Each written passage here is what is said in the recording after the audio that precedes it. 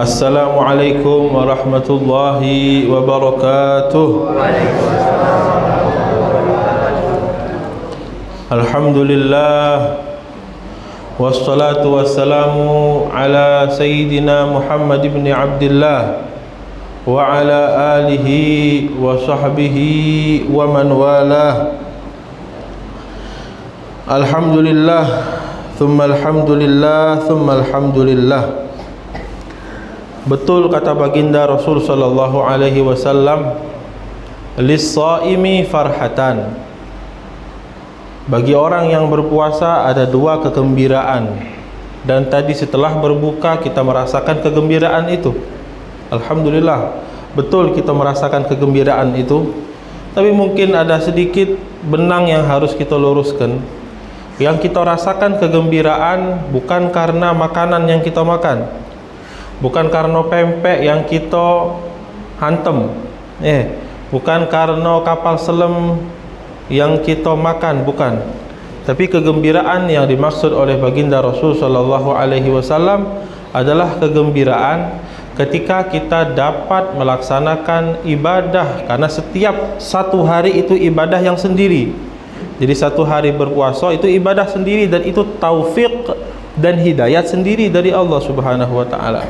Jadi kalau kata baginda Rasul, lis-shaimi farhatan, ketika kita bergembira, itu kita bergembira karena Allah Subhanahu wa taala telah memberikan kepada kita taufik, hidayah, inayah, rahmatnya, sehingga kita dapat berpuasa sehari dengan penuh ketawaduan kepada Allah Subhanahu wa taala, dengan penuh pengharapan kepada Allah Subhanahu wa taala. Wa farhatun, dan masih ada satu lagi kegembiraan yang Allah Subhanahu wa taala simpan buat kita. Apa kegembiraan yang kedua?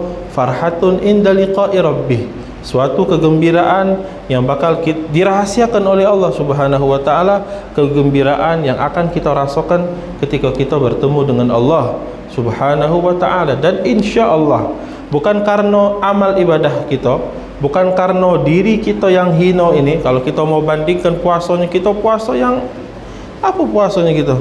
Puasa yang penuh dengan tidur, puasa yang penuh dengan kelalaian, puasa yang penuh dengan santai mungkin. Kalau sahabat Nabi, mereka berpuasa, mereka berjihad. Bahkan ketika mereka pulang dari jihad, kata Nabi, raja'tum min jihadil asghar ila jihadil akbar. Mereka ini puasa, jihad, tapi kata Nabi, tadi jihad bawa pedang. Nah sekarang ente bakal jihad yang lebih besar lagi, apa? Puasa. Ternyata puasa itu jihad, dan para sahabat betul puasanya mereka bukan seperti puasanya kita yang kita isi dengan tidur. Tapi alhamdulillah, berkat rahmat Allah Subhanahu wa taala yang besar, berkat Nabi Muhammad sallallahu alaihi wasallam, Allah Subhanahu wa taala insyaallah menerima puasa kita dan memberikan ganjaran yang tak terhingga. Ganjaran untuk orang yang berpuasa tak terhingga. Bahkan untuk membesarkan hati kita yang berpuasa, kata Allah Subhanahu wa taala, nanti ganjaran itu aku dewek yang ngenjuk. Padahal semua ganjaran dari Allah Subhanahu wa taala. Salatnya kita, hajinya kita, zakatnya kita, zikirnya kita, apapun yang kita amalkan, dari siapa pahalanya? Dari Allah. Tapi khusus untuk puasa, Allah ngomong, aku dewek yang ngenjuk. Aku dewek yang ngenjuk untuk ibadah puasa ini, mengisyaratkan bahwasanya pahala dari ibadah puasa yang kita gawe ke ini istimewa. Sampai saking istimewanya, hadiahnya nanti kita dapatkan langsung dari Allah Subhanahu wa taala. Alhamdulillah, thumma alhamdulillah, thumma alhamdulillah.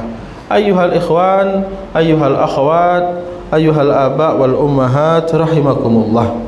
Ini bulan adalah bulan yang kata baginda Rasul sallallahu alaihi wasallam, sebagaimana diriwayatkan oleh Al-Imam An-Nasa'i rahimahullahu taala, Rasul sallallahu alaihi wasallam berkata kepada para sahabatnya, atakum syahrul Ramadan, telah datang kepada kalian bulan Ramadan, syahrun mubarak, kata baginda Rasul, bulan yang dipenuhi dengan keberkahan. Kalimat berkah ini sering kita ulang-ulang, berkah, berkah, berkah. Apa itu berkah? Berkah itu apa? Ya, mungkin sebagian orang banyak yang mengingkari keberkahan. Nah, karena dia tidak paham apa itu makna berkah. Kalau dia paham makna berkah, tidak perlu dia mengingkari keberkahan. Berkah itu kathirul khair.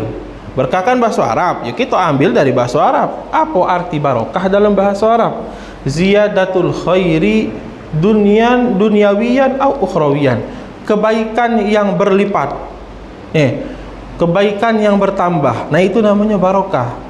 Tadi kalau ada orang yang mengingkari keberkahan, mungkin dia belum paham apa itu makna berkah. Berkah itu ada.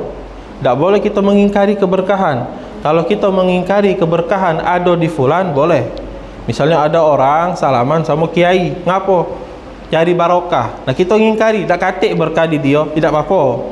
Tapi jangan mengingkari keberkahan itu sendiri, tak boleh diingkari. Nabi bilang Ramadan syahrun mubarak. Berarti ada keberkahan dan ada di bulan Ramadan. Apa itu keberkahan? Keberkahan adalah kebaikan yang bertambah. Baik itu dari segi duniawi, antum saksikan sendiri. Mungkin antum yang berjualan, baik itu makanan atau jualan apapun, di bulan Ramadan lebih bertambah.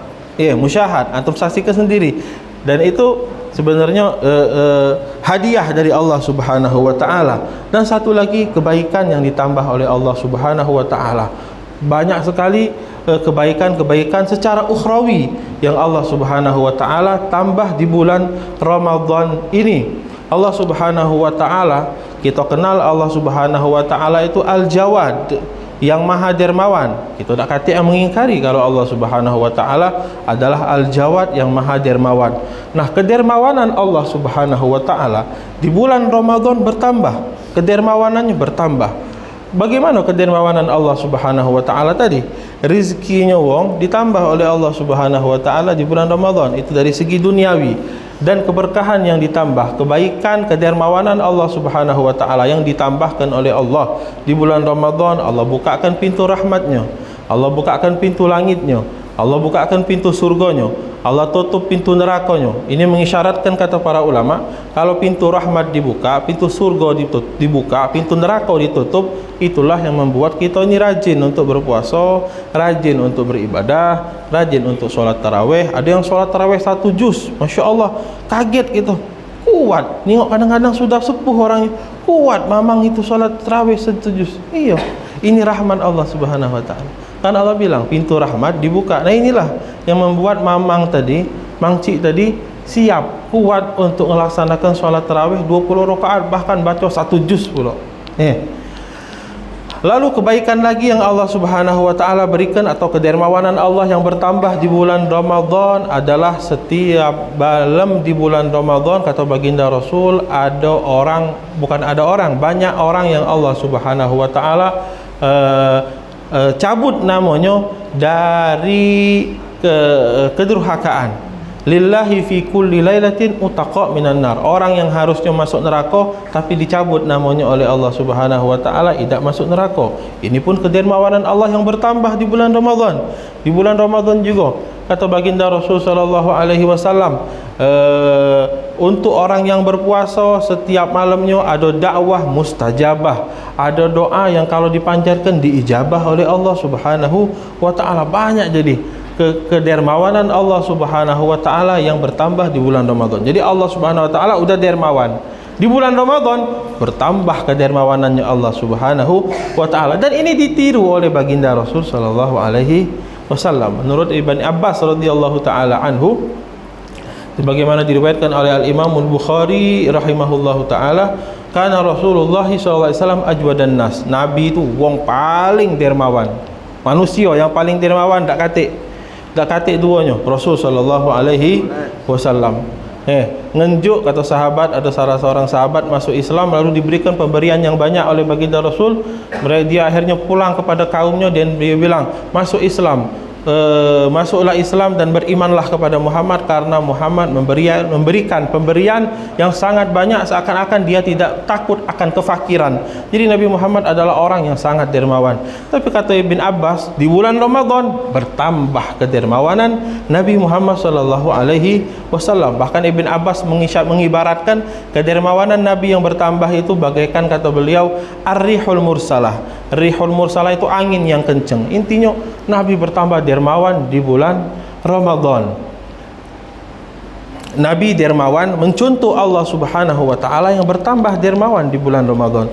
Dan ternyata kita pun dianjurkan oleh Allah Subhanahu wa taala untuk bertambah dermawan di bulan Ramadan. Jadi kedermawanan yang bersambung. Untuk di bulan Ramadan ini kedermawanan yang bersambung. Kita dianjurkan untuk lebih dermawan sebagaimana Nabi bertambah dermawan di bulan Ramadan. Bahkan kata Rasul sallallahu alaihi wasallam, afdhalus shadaqah shadaqatu Ramadan. Sedekah yang paling afdal adalah sedekah di bulan Ramadan.